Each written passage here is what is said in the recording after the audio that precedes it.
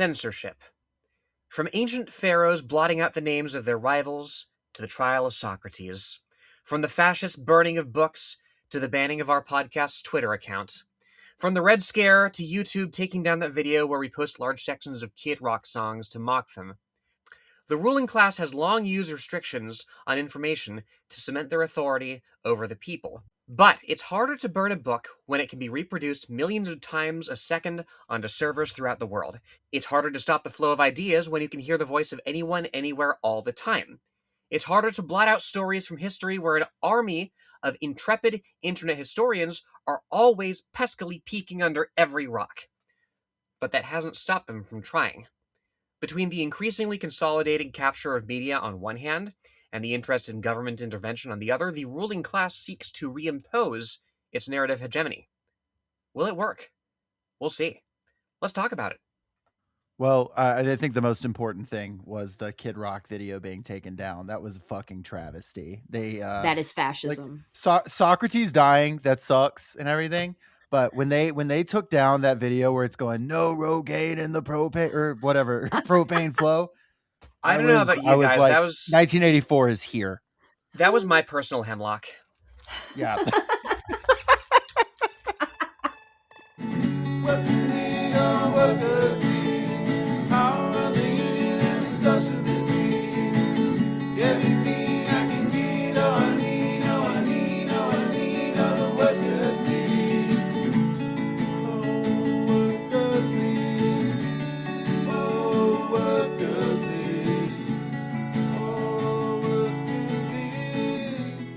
Welcome back to Workers Lit, your favorite podcast about fighting for the narrative. Today we are joined by someone who is, I can just describe from his YouTube bio, I make videos about weird stuff I find on the internet. Please welcome Cameron, aka Much Like You're Posting, MLYP. Cameron, welcome to the pod. Hello, how are you doing, everybody? I would just like to take a moment to say that I have listened to Kid Rock's address to the Pentagon on the Strait of Hormuz. Oh, no. And I would just like to quote, Shah with the bop, bang, bang, diggy, diggy. Let's fucking go. Well, that's the problem with the world today. There is no propane flow. It's been shut down. That's exactly right. Listeners will know that I'm a student of Kid Rock's ideology, and I am not willing to go and die for Donald Trump. I'm not going to die for Israel or for biblical prophecy or for oil, but at the order of Mr. Rock, I could find it in myself to die on the shores of Karg Island. Before we get into today, Cameron, tell people what kind of stuff are you up to? Some folks might have heard about you or might know. I've reposted your shit before, but in case folks don't know, let folks know who you are. Hi. I make things. If I ever unironically call myself a content creator, I will do something drastic and irreversible. But I make YouTube videos. I do podcast stuff where I dig into really old stuff on the internet more often than not. So my main beat is the Something Awful forums, looking at things like the child annihilating zipline and the guy that turned his bathroom into a Doom level type things, and just talking about those because I think it's a rich vein of oral history that's not really been spoken about. But I also do things like talk about hentai games with PvP-based cuckolding and other bits where, like, the billionaires in our society are trying to increase the birth rate by making sexy chatbots. It's a lot of, like, mostly just weird internet stuff, and it's a wide and varied beat. I'll link some of your videos below. I'll link the PvP based cuckolding video is genuinely, like, every time I remember that video, I crack the fuck up. It's been like a monthly watch since I saw it the first time. Really just a lot of fun stuff. And you also do some work over with our friends at the Kill the Computer podcast. Is that right? Yeah, so I do 2 episodes a month with them behind what we affectionately call the pain wall, where you give us $5 and you get nothing but pain. It's mostly it's mostly talking about more modern stuff. So things like we do a little like 101s on what looks maxing is, or I'm just finishing up an episode on how Allbirds, the shoe company from my native country of New Zealand, recently went, hey, we're gonna sell our shoe business at a loss, but we're gonna get into AI GPUs now. And they That's- Putting changed. AI in the shoes? No, they sold all the shoes Smart at a shoe. loss. Oh. They sold the company for for 30 mil, including, and that includes the 40 mil worth of stock they had on hand, and went, we're actually just going to procure GPUs and become a GPU as a service company now. That's insane. Now that's a Project Hail Mary. Well, it's Cameron, I happened will before. say I'll say it's extremely good to have you on. The New Zealander community got angry with us for saying Sam Neill was an Australian a few months back. So we're really trying to win back the good graces of the New Zealander community. I'm not kidding. I never got so many corrections on an episode than I got from I think I got like 9 separate emails being like Sam Neill is not an Australian. Yeah, he's look, Sam Neill is like one of New Zealand's strongest environmentalists, and people will get quite protective of him. Like, he's a national treasure. Whereas someone like Carl Urban's been like stolen from us by the Australians, so we're quite protective of all the others. Like right now, he's fighting against like a pretty awful open cast gold mine. Sure, he's protecting his own like interest as a member of the capital holding class because he has a vineyard right next to it, but also I don't want an open cast gold mine in the middle of New Zealand, so I guess I'll hang out with my boy Sam on this one. You know, I'm very aware of his own economic interests in that debate, but you know, our interests align on this one, Sam. But I am watching you. Absolutely. Sam Neill, come on the pod. Well, today we've talked about internet censorship some before, but we wanted to get into some more of the specifics. And one thing we wanted to talk about was Section 230, which is, and its equivalencies internationally, because while most of our listeners are American, not everyone listening is American. But Section 230 is essentially summed up as no provider or user of an interactive computer service shall be treated as the publisher or speaker of any information provided by another content provider.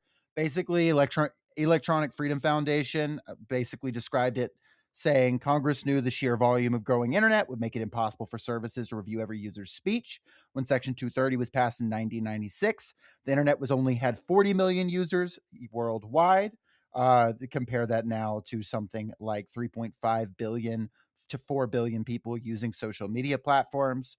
And EFF makes the argument without Section 230's protections, many online intermediaries would intensively filter and censor user speech. So basically, it can be framed as a thing where it's like, oh, we're holding platforms to account, but often talking about the repeal of such things is talking about cracking down further on speech. I know this has often been your beat, Cameron, talking about internet censorship, things like that. Could you give us some more clarity on the deal with Section 230 and equivalent laws and why the attacks on them are such a problem? So Section 230 exists because of 2 separate lawsuits in the early 1990s. So this is when the internet was still new. I was 8 in the year 2000, just to let everyone know how old I am immediately. Basically, there was a first case, which was Cubby versus CompuServe. The court found that because CompuServe was distributing the content, like they were basically, the court considered them kind of the equivalent of a newsstand. They were just serving the content, so they were not responsible for what users were posting because they didn't moderate anything. And then there was a second lawsuit, completely different, and this was Stratton Oakmont versus Prodigy. If you've seen Wolf of Wall Street, then Stratton Oakmont is the company that Leonardo DiCaprio had in Wolf of Wall Street. They had a different court ruling saying because Prodigy did moderate content just a little bit, they were now acting like a publisher, and that meant they were legally responsible for everything they published. So the scenario that the courts had now kind of left the internet in was, if you just did no moderation at all, it was fair game. If you did any kind of moderation at all, suddenly liable for everything being posted on your website, which obviously is a bit of a problem, right? Otherwise, every website would have been 4chan right from the get-go. It just encourages people to not moderate at all, And we've seen the problem with that with Twitter, right, where everything is 4chan now. But 2 representatives, Christopher Cox, Ron Wyden, said, that's a bit fucked up. We don't want to make a legal incentive for websites to be completely unmoderated. So they wrote Section 230 to explicitly protect platforms as distributors. and not publishers, even if they chose to moderate the content. That was to basically to cut that loophole out. There are carve-outs, like you can't host material that violate federal criminal law, like intellectual property law, like human trafficking stuff, like you're still on the hook for that.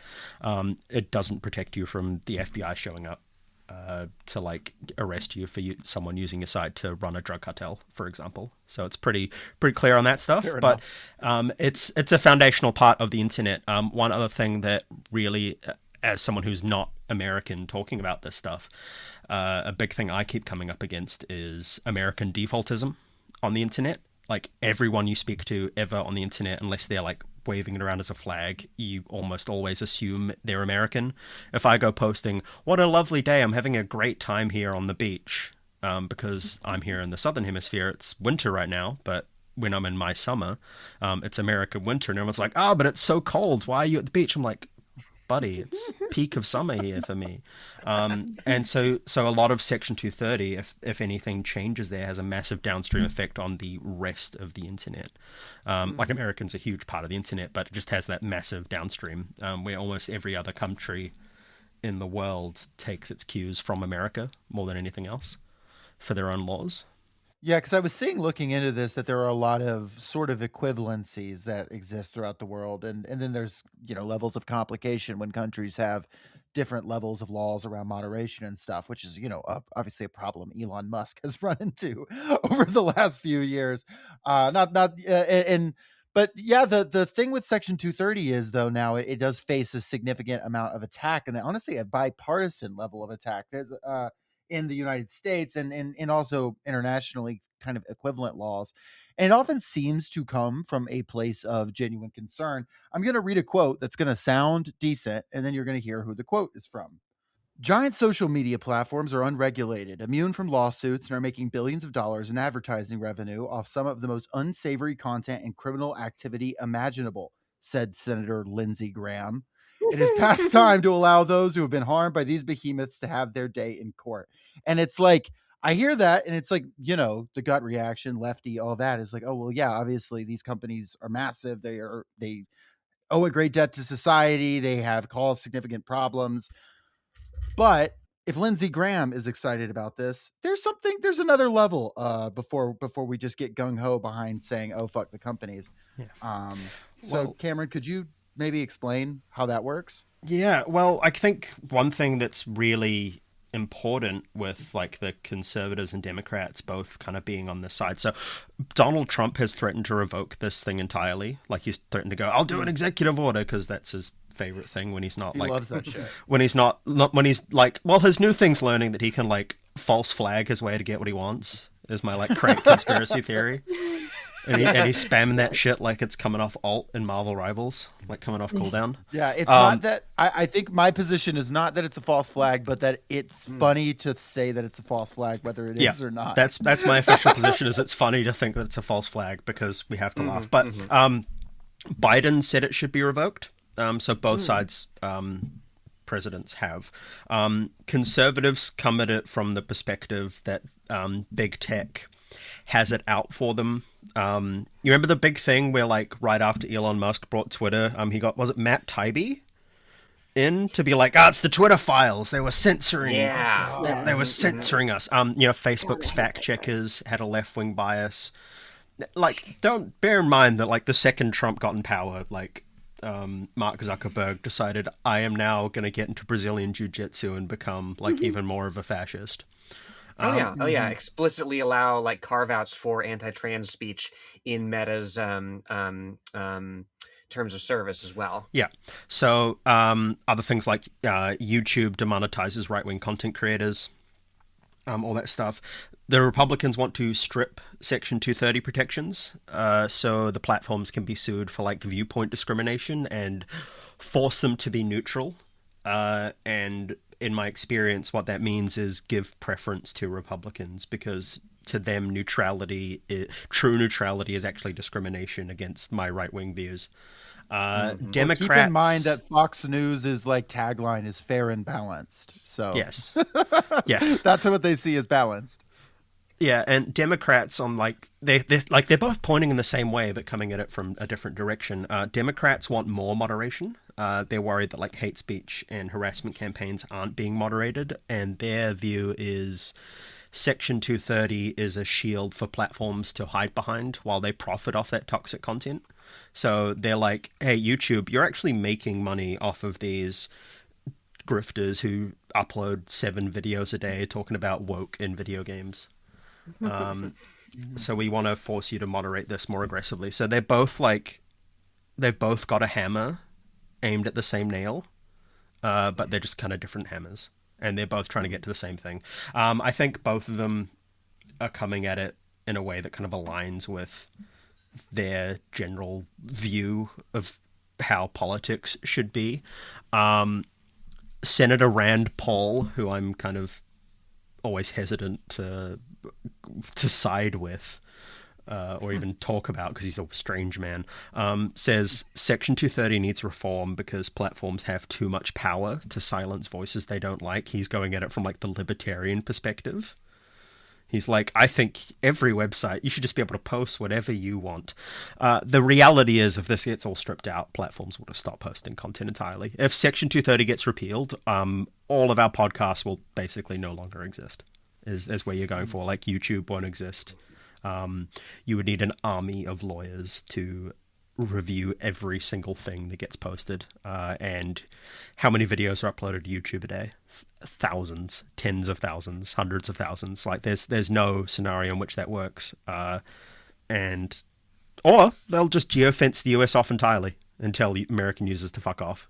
Which could so we end up balkanizing the internet. There's a lot of ways where I don't know where this could go, and it could be very funny or very sad. To be fair, the US users could fuck off and the internet would probably be better for everybody else. It would be a rough cut of the problem, yeah. Yeah. That said, I like the internet despite everything. You made the point that there's a bipartisan effort. Dick Durbin and Amy Klobuchar, both senators, have co-signed onto Graham's bill, Sunset Section 230 Act, which is currently stalled out, but I imagine is going to get looked at again. Yeah.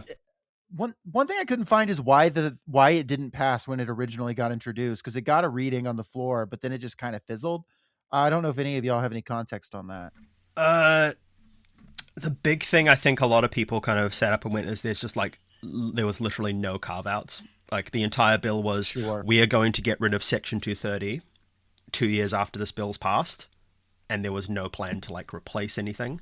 So like a lot of them are coming at it from the perspective of think of the children, and then when it always is like, won't someone please think of the children, is how a lot of this gets pushed through. Like Durbin himself, I've got a quote from Durbin here because I've previously done quite a bit of work on this. Children being exploited and abused because big tech consistently prioritize profits over people, and it's like, that's true. Removing Section 230 is not going to stop that. So I think most other people have gone, what's actually the change? Like, what would you actually do? I think one solution, not one solution, but one person that I've got here, and their name's just gone because I'm an oaf at managing my notes.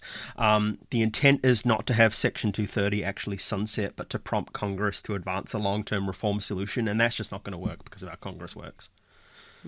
So they're kind of stuck in a deadlock of, we want to pass it, but also we don't have any kind of coherent idea for what we want it to pass, because both of our parties want completely different things out of it, so we can't actually agree, and therefore we kind of go back. When you're talking about like, is LGBTQ content harmful, Democrats would say no, Republicans would say yes. They're not going to agree on what that means. What about information on reproductive health? Same thing. What about political speech? Where do we draw the line on political speech? What is harmful to minors? And then you get the other problem where I was thinking about this today because once again, my Twitter timeline is full of pedophiles arguing with each other. Unfortunately, the algorithm sucks. To the point where I'm like, I just don't want to go on this web. I have to go on this website to look up some things for my job. But then it's how do I support internet privacy and the freedom to post without being like the lolicon strongest soldier is the Right. hardest part of all of this. And that's a struggle where I'm like, I don't know, team. Right. Yeah, it's difficult to codify. I know it when I see it. Mm-hmm. Yeah. Yeah. We had a episode a month or 2 months ago now with Pigeon from Two Wits, One Cup. And they came on and we talked about specifically restrictive efforts online, both from some companies and then from right wing groups and from countries against LGBT content online.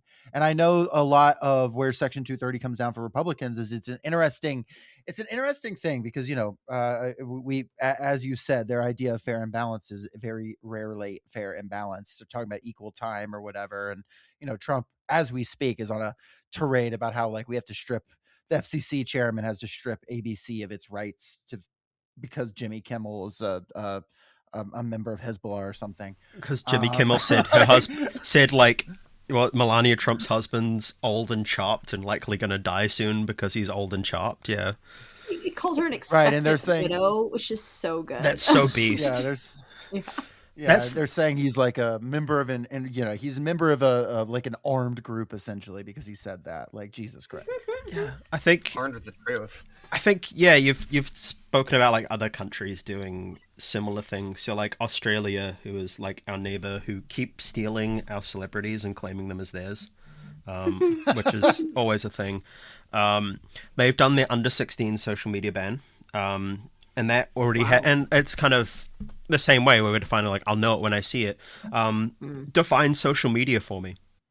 Mm-hmm. Exactly. Yeah, is this like Facebook, Twitter? Like, does Discord fall under this purview as well? Like, is Reddit considered social media? Like, there's any number of forums that would have to be covered and defined. And I imagine There I mean, were 10 platforms in Australia's ban immediately, like right off the jump.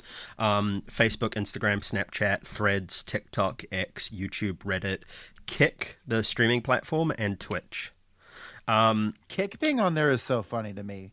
Yeah, like, are people still using Kick? Yeah, I'm seeing mostly like people running around like American towns and live streaming themselves being nuisances, but yeah.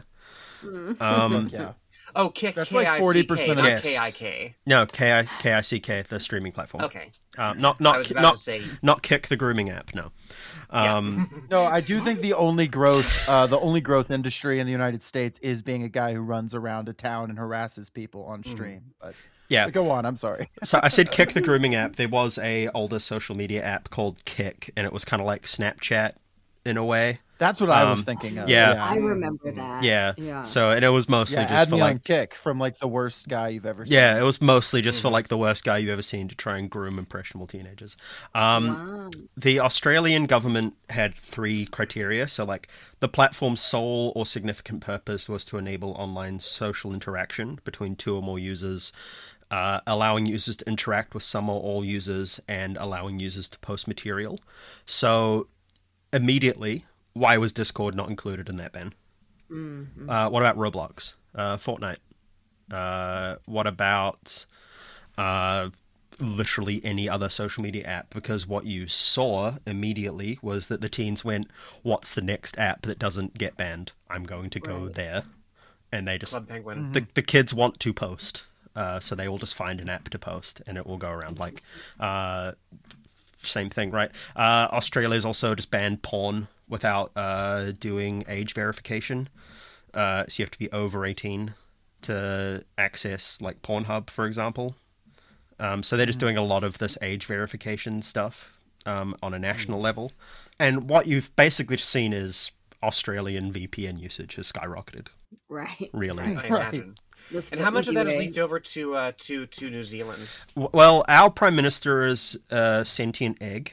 His name's Christopher Luxon, and he is a bald white man, which means he does things that bald white men want to do. And his entire thing is being an empty corporate suit, whose entire thing is he used to badly run an airline, and he's probably going to get rolled as leader of his party soon because his polling's so awful.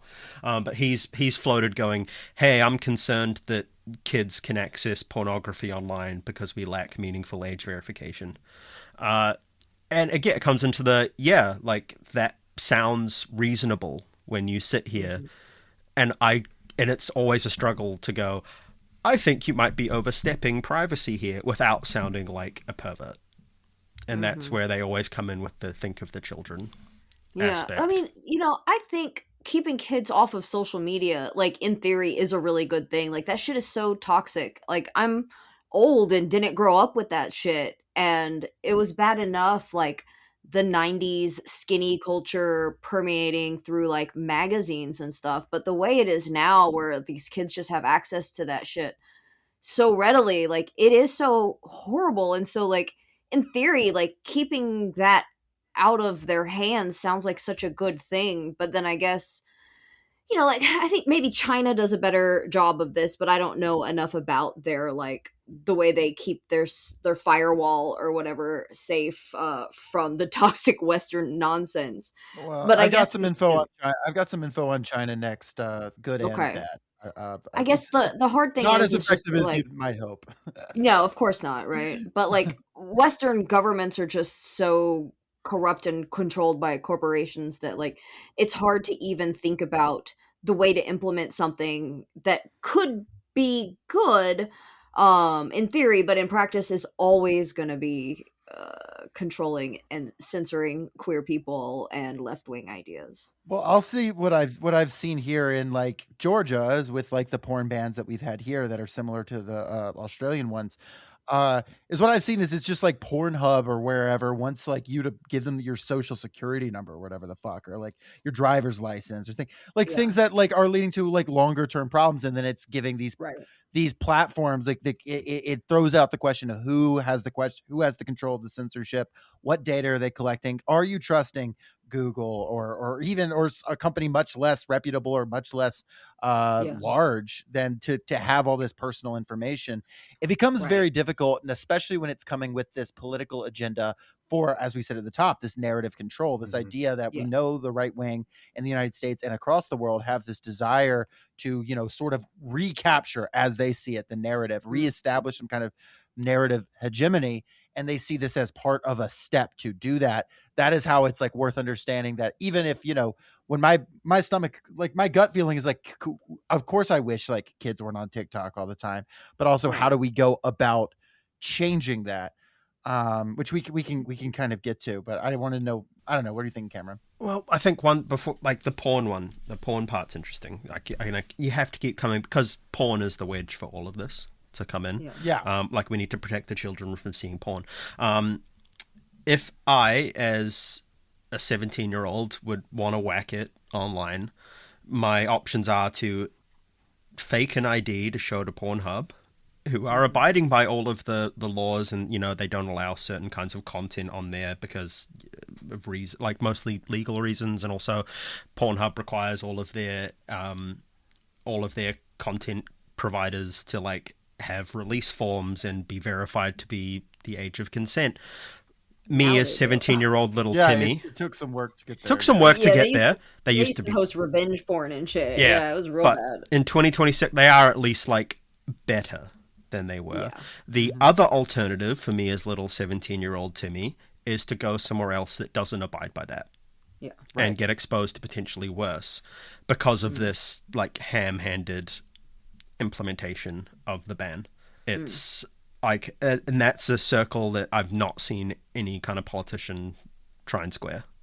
Like no one's followed up on the ban. They're just gone, good, job done. Press conference had, news article got, 1% boost in the polls, thanks. And I think it's actually just going to make a worse long-term scenario for this society. It's bad. And worth noting, like it's when porn is under discussion, right? When it's the wedge used to drive into like the rest of the internet, right? It's entirely, and not without reason, right? It's entirely visual in nature. Real people have to, make this, so there has to be all this verification involved about who's of age, who's consenting, and all that. You don't see the similar stringency for that reason for, say, lit erotica, Mm. archive of our own, the Transformation Story archive. Like there's any number of explicit material that also has to come under discussion if your intent is to regulate the content that somebody's consuming. So yeah, it's as we touched on earlier, like where does it end? One other part that is also a concern is the constant trying to make an equivalence between LGBTQ content and being porn. Like there's Yes. the constant push from the right to go anything being visibly trans on the internet is being pornographic, and or being visibly trans in the vicinity of a child is being pedophilic, and it's trying to wrap all those up and then using that to punch down on the marginalized in our society, and it's all just kind of in the same direction, but using the we are protecting the children wedge to advance these other political agendas, which is fucked. That's not good. Well, weirdly, like also like a problem of there not being an explicit regulatory environment that, for example, forbids payment processors from debanking certain content and from Mm. refusing to host certain content. Like we saw the big debacle last year with Itch in particular, with a whole bunch of independent trans and other queer literature and games being delisted from the site without explanation. And with only the discretion of Visa, of Mastercard, of the people in charge of these platforms governing all of this. I think a lot of the time, this like Visa or Mastercard stuff, there's no actual legislation making them do this. They're just kind of doing it because they've got like some loud voices in their ears, kind of going, think of the children, think of the children. The itch thing specifically, I believe, was an Australia thing. There was a women's, quote unquote women's group called Collective Shout that was lodging all kinds of complaints. Yeah. And one thing we have here as well in the United States is you have right wing groups and often evangelical groups that will do this kind of concern trolling and do these direct campaigns against companies. And especially after the election of Donald Trump in 2024, for that first year or so, there was this idea that, oh, culture has so fundamentally shifted, everything's over. The company's got to start doing this, that, and the other. We got to play the worst country music you ever heard. We got just it's just bullshit. I mean, we saw it. And I think and I can't speak for whether that was like that overseas or not, but there was definitely this. But I know that there's the cascading effects to everyone. And so I think some of that was like, oh, well, we're going to give in to some of these groups because we're afraid of, whatever attacks they're coming at. Focus on the Family in the United States is especially good at making there seem like there's consensus by getting like 40 people to at the same time send an email or show up or call in. It's like, wow, what overwhelming numbers. And it's like, well, that's like, nobody in the grand scheme of things. Like all that to say is that's a real thing that can be done and is done often against these companies. But one more thing I wanted to note is, I mean, like here in Atlanta, like there's conservative groups who've tried to be like, oh, Atlanta Pride is pornographic. Like they can't walk in the streets. And I'm gonna be honest, Atlanta Pride is boring as shit. I wish it was pornographic. There's not fuck. They got Lockheed Martin floats there. They're not doing shit. Um, it's like, damn, that's a goal for us to achieve. God, I love corporate queer washing. Like the queers So good. the queers at Palantir logos are so Oh, good. It's a masterpiece of graphic Palanqueer. design. So beautiful. Queer. No. I yeah, and I China is another example that gets thrown around that's very, very different. What I've seen out of China, and I mean maybe Cameron can give some more context on this too, or maybe not. Is one, you've got the Great Firewall, which we all know because we all interact with Chinese people online, doesn't work. Just frankly, it doesn't. I don't know. I was looking at numbers of how many VPNs there are in China, and it's like hundreds of millions. Like it's like okay, and then but it has seemed there has been conflicting reports on how successful their social media efforts have been around. Let's see what the law was specifically. Was basically called minor mode on phones, which was basically requiring all phones, smartphones, and devices for minors to have oversight directly by parents and being able to be like adjusted. So the idea was to kind of outsource that to parents in a way that was more useful. But I saw kind of conflicting reports on how useful that was. So I know China kind of gets floated as this alternative model. Um, and, and I know it can be hard to get good news on China sometimes, but even from Chinese outlets, I'm not seeing a ton of positive reception of some of this stuff and how well it's worked. It's just the internet is such a slippery thing, you know? Yeah. So I don't know if you have any thoughts on that, Cameron. I don't have much knowledge about like China's minor mode. It's not Yeah, something I've that's kind fair. of looked into. I know like they're great firewalls, more like a great sieve more than anything else. Yeah. I was up last night watching because I have a bad habit where I used to play a lot of EVE Online. And occasionally when I hear an event's happening, I'll just go and message old friends and go, hey, how's like, and I'll go and watch a stream and just like chat with some guys who are still playing. And there was, 4,000 people ostensibly from like Europe and America fighting 4,000 people from China on a server hosted in Iceland, Yeah. 12 hours ago from now. And I was like, neat.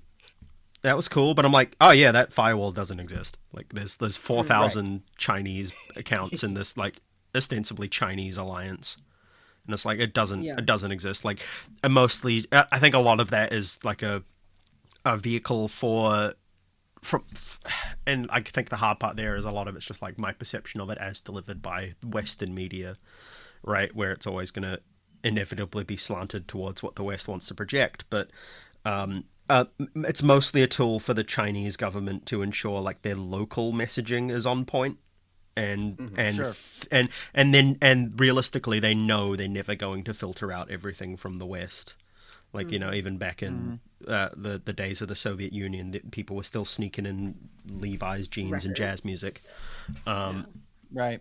infamously. But it's like they're just like, look, we can at least keep a lid on our own domestic product and make people distrust what they see coming from the West. We've still got a dub. It seems to me that it's also from reading some Chinese journalists. It seems like it's also a useful tool. Feel about it how you want, for like if there are specific people that they need to go that they need or want to go after, or specific outlets, specific things, that it's like a, if everyone violates it but you can enforce it selectively. It seems like that, which it kind of goes along with what you're talking about there. But I do wonder, all that to say is, if you get a repeal here in the United States, or you get new laws here in the United States, whatever the Trumpian idea of what internet censorship or internet oversight should look like, or even the Bidenite idea, whatever it is, I can't imagine that enforcement would be any less selective here than it has anywhere. You know what I mean? Like it seems like it will just be, if especially under a Trump style administration, weaponized against the political enemies of the president. Best case scenario, and worst case scenario is just like you just get rid of all of these websites. Like you said, I don't know how it can actually exist if this was enforced evenly across the board. Well, I think the answer there is how. How would you enforce it? Like I think this is probably a good time to like segue into the UK, right? So the UK have the Yes. Online Safety Act that went into effect in July of 2025, and my main knowledge there that I'm keeping abreast of is their lawsuit against 4chan at the moment. So they have an active and open case against 4chan. I believe 4chan, because the UK is trying to go, hey, you need to enforce the Online Safety Act for content served in the UK. And 4chan's going, we refuse because we're 4chan. They're getting hit with a $20,000 a day fine by the US, and they're just going, okay, collect it, I guess. What we aren't a UK based company.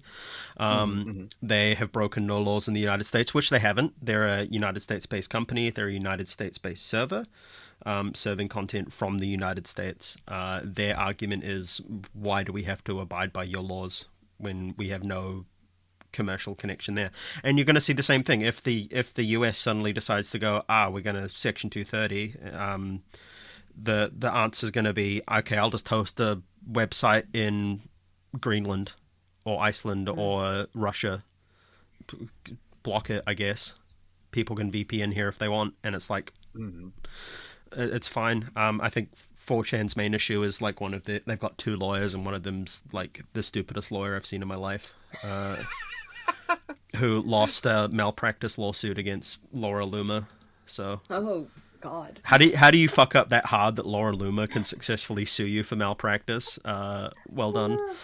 But look, I think And it's under no circumstances do you have to hand it to 4chan, but I am on their side in this one. It's like, how do you Mhm. like? I'm sorry, how are you gonna how are you gonna try and enforce that there?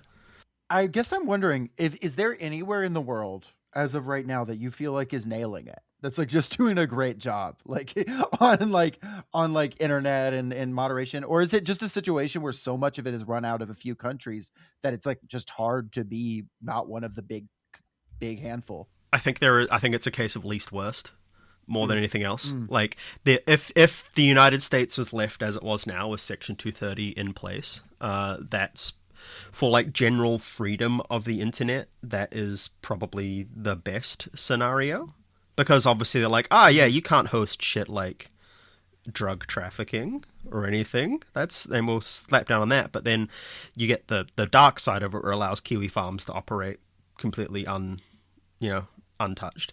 Uh, Mhm. Mhm. I you could give me 10 years, and I probably couldn't come up with like uh,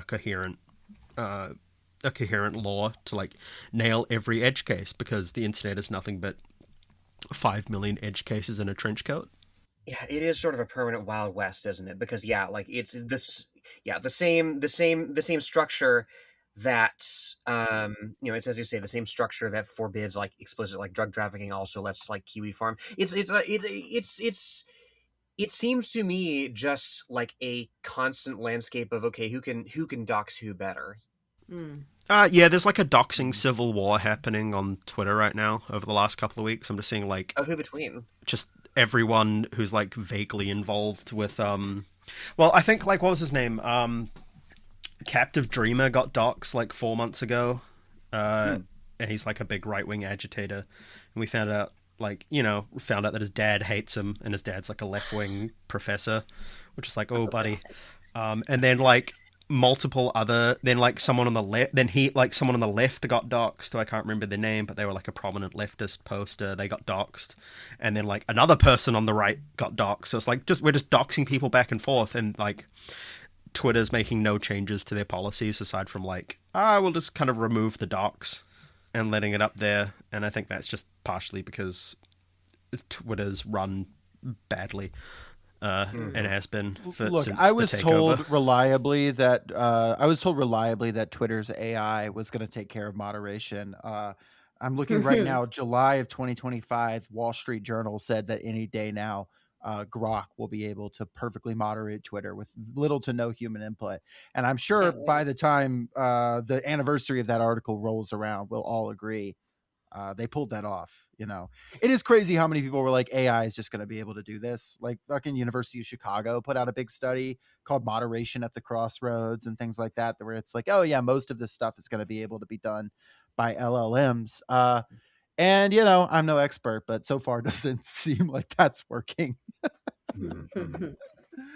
uh, well, we come down on in kind of a weird position on this, right? Because we've on this podcast gotten mad plenty of times at like people that Lenore call free speech perverts, in the sense of not people that actually give a shit about like the free discussion of information, but people who are using free speech as like a saying that to mean I should never suffer any consequences for my actions, and there's no such thing as people being mad at me for saying the worst Hmm. shit ever.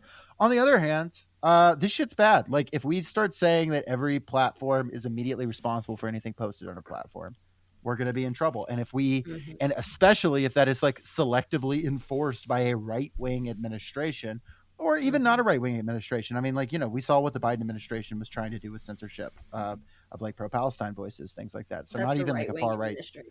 Well, Hmm. sure, but you know To what I be mean. Like, not even like fair. a Trumpist or right wing, Yeah. whatever. But like in the sort of MAGA mindset, I think long term they would love to have such a capture of information that they really can do this. I mean, Yeah. Oracle's buying shit up like no tomorrow. Trump said not long ago that he hopes eventually the TikTok algorithm is quote 100% MAGA. So, which like yeah, nobody's going to use it in that case. It's all kind of a strange mix. If the I know obviously the main goal or the real goal is censorship, but if the stated goal is like protect the children, are there not like child locks and things you can put on your phone. Like, I know people lock their parents out of Fox News on their TV.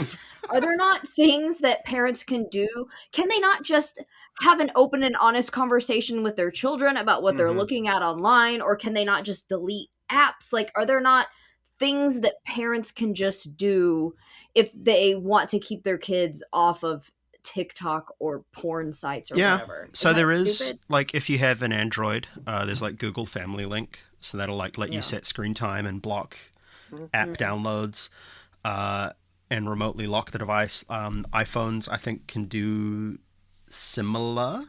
You can. I haven't looked into myself because I don't have kids, but you can like. I've seen like one lady talking about how like her.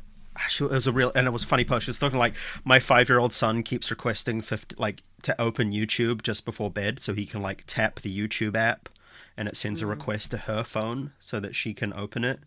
And she went and asked him why, and he just wanted to look at fish videos, which I found like quite cute.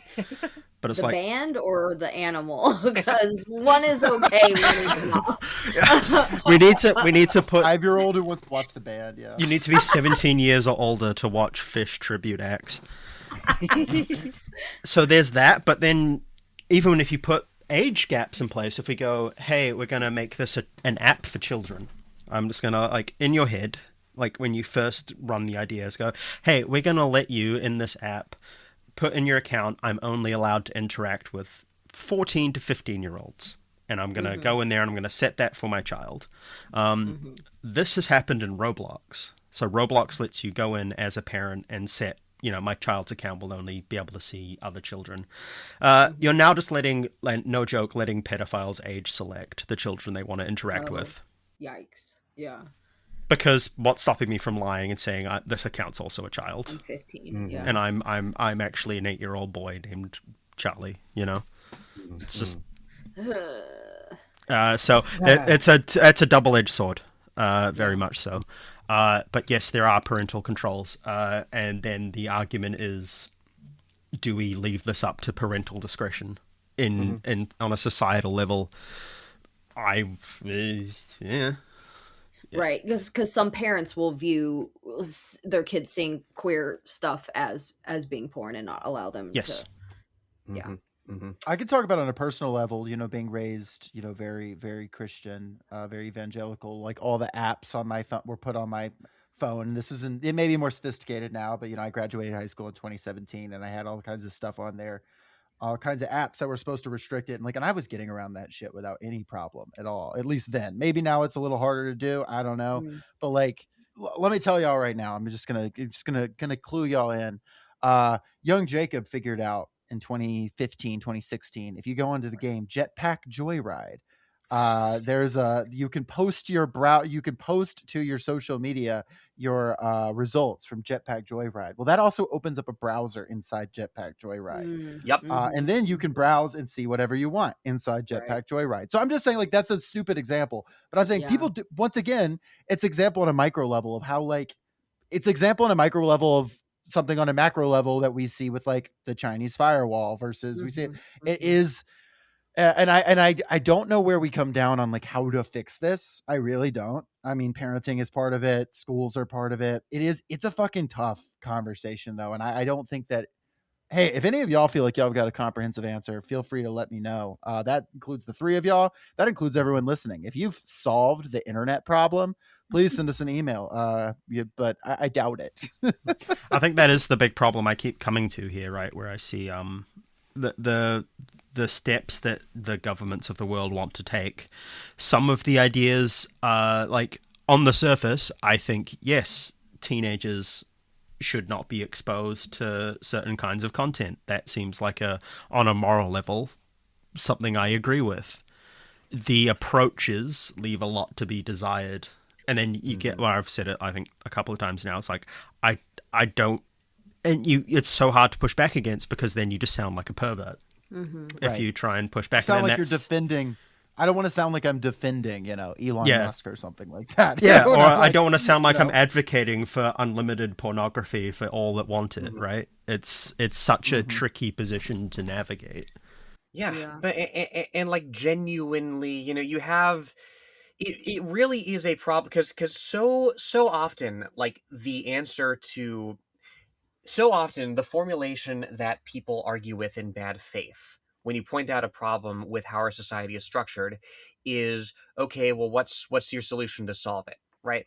And very very often we aren't equipped with, of course, the institutional tools or knowledge to come at this, right? But it doesn't delegitimize the problem to point it out, A, but B, like that really is the question that we're forced to face, right? Is how on earth would you implement a one size fits all solution? Mm-hmm. If your aim is to ensure that nobody who is of an improper age accesses material that may or may not be improper, like it is an effort that can only be accomplished with the total coordination of the population entire, right?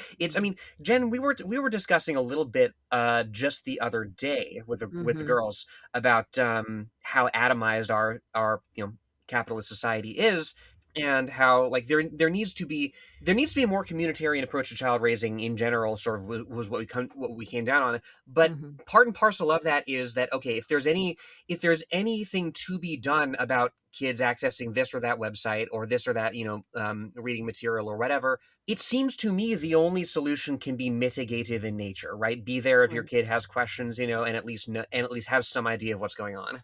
Yeah, during this conversation, I've been thinking because I'm old, right? And I'm like, Mm. well, back in my day, we didn't even have social media. The internet was just everything all at once, and I turned out fine. And then I'm remembering my best friend and I logging on and looking at rotten.com and like faces of Yes. death videos and like Tupac's autopsy photos and like really like grotesque. I mean, it wasn't porn, it was like like gore is what we were looking at, Oh and we yeah, turned out Snuff films. fine. it was very very easy, like at the age of 13, to log on and watch Saddam Hussein's execution, for example. Like Right. I vividly remember me and some of my best friends at the time watching that. Well, you say Yeah, that, but now the president of the United States just posts those videos out of Iran that's and just like also true. intercuts them with like Iron Man being like, And at Trump the is same time, it's base. like we see these grotesque videos out of Gaza Mhm. that are horrifying, but also I feel like, and to an extent, it is necessary to understand these things in context of what our tax dollars go to. Obviously, that shit is not for Mhm. children, but yeah, I mean, it is impossible to draw that line. Yeah, it's it's Are we it's being enlightened impossible. centrists today? Yes, Well, I I mean, think I think we're so. but enlightened but centrists on this it's issue. it's that's the crux of it, right? It's impossible to divorce the encounter half of the equation Hmm. with how you process it, right? With what comes next. It's impossible to divorce those two things from each other. Hmm. Well, I would really love some listener feedback on this episode, especially folks that don't live in the United States. Your unique contexts in your countries, what you've seen work, what you've seen not. Would love to hear from folks, and we can read it off on a future episode. I think that would be lovely. I think one thing that we can say comprehensively is that the attacks on Section 230 as they exist from the Lindsey Graham bill and other bills, like it, not a good idea. Don't do that shit. That's not going to make anything better. Don't trust anything from the Republican Party that says it's going to protect children and like save the internet. I think we can say with some confidence that that is a bad idea. As we come up towards the end here, Cameron or either of y'all, do y'all have any final thoughts?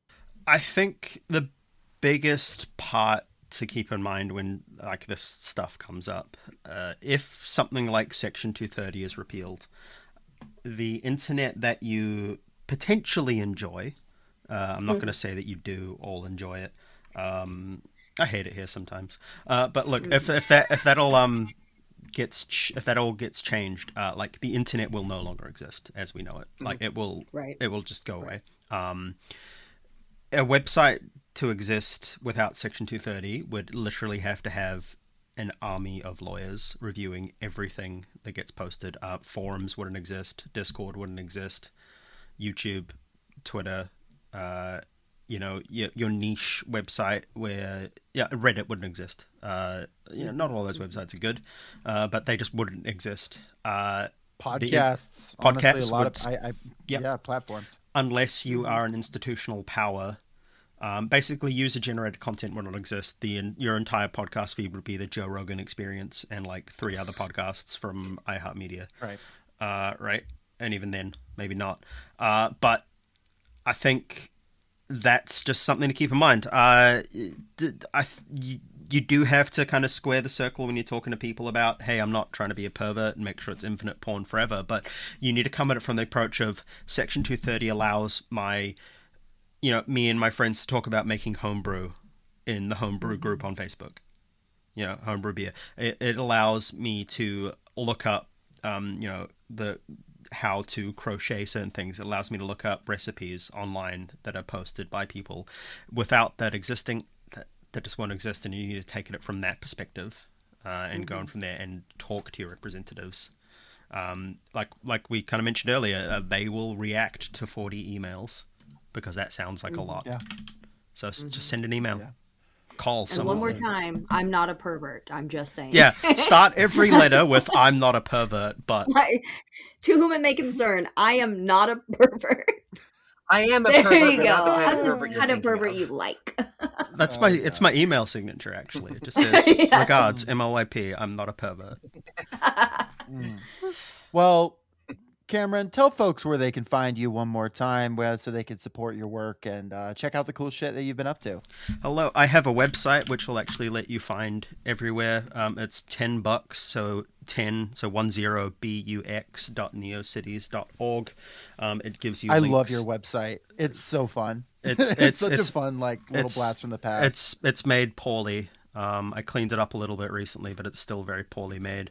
It has links to my YouTube channel, my Discord, Blue Sky, Twitter, where you can see all the stuff I make. It's got my email address in there. It has banners of like Goku and Trunks sending you to the anime subforum of Something Awful and a rat drinking a Pabst Blue Ribbon.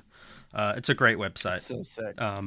I found out the marquee tab still works on HTML, so the Pabst Blue Ribbon rat is just scrolling across the screen. It's great. It's so sick. Everyone should at least look at it. It really does. It did make me feel some nostalgia for sure, and I will link it in the episode description. People should absolutely follow you on YouTube and everywhere else as well. I mean, I'm going to link a couple of my favorite videos in the episode description, just put my finger on the scale, but I really have enjoyed your work significantly. Oh, thank you. And if anyone wants I make all the music for my YouTube videos now as of like the last 6-7 months, so I make all that available for free on my website as well for people to download under Creative Commons license, because I found out recently the guy that everyone uses all the time started using generative AI for his music, and I got sad. So there's a bunch of music there for everyone to use. Hell yeah. Nice. Good stuff. Well, last thing I will say here is, if you were listening to this, we already had our first live stream because we are doing it tonight. But you can go back and watch it. And you can watch future live streams if you go to our Patreon, patreon.com/workerslit. Folks, check that out. Get on the live stream, get on the Q&A, see what we said. We haven't said it yet, but we will have said it by the time you hear this. And we will be doing future live streams with future Q&As and all kinds of other fun stuff. So you want to go and support that. Go and support Cameron's work. If you've got, like I said, if you've got some thoughts on this episode, any episode, but especially this one, I would really love to hear some of y'all's takes, because this is a complicated issue that we all have our own relationship to. But at the end of the day, you're only listening to this because of the internet and because of the, some level of democratization of information that a lot of people would like to take away from you. Anything else from y'all? Listen, the first explicit material I stumbled across on the internet was Sonic the Hedgehog fanfiction, and I turned out fine. All right, Lenore might be a pervert. Come back next week and we'll decide. Is Lenore a pervert? Bye, y'all.